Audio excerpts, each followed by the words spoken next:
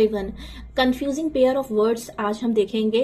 English में हमारे बहुत सारे ऐसे वर्ड्स हैं जो कंफ्यूज करते हैं क्योंकि उनके प्रोनाउंसिएशन लगभग सेम होती है, लेकिन उनके स्पेलिंग में और उनके मीनिंग में डिफरेंस होता है। सो हमारा फर्स्ट वर्ड है अल्यूड वर्सेस अल्यूड। डिफरेंस नहीं लग रहा है लेकिन है।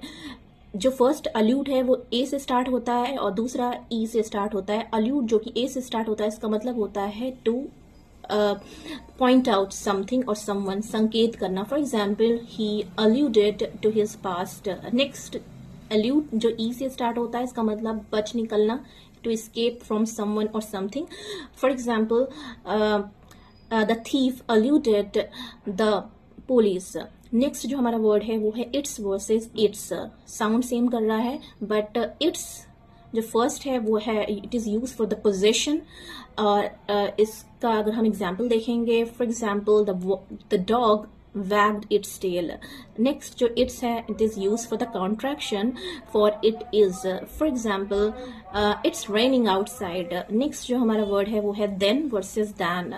छोटा सा बहुत हल्का सा डिफरेंस लग रहा है। तो then is use for the time, उसका मतलब होता है तब।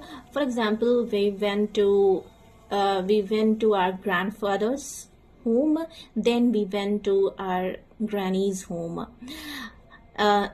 Then is used for the comparison. For example, she is smarter than I.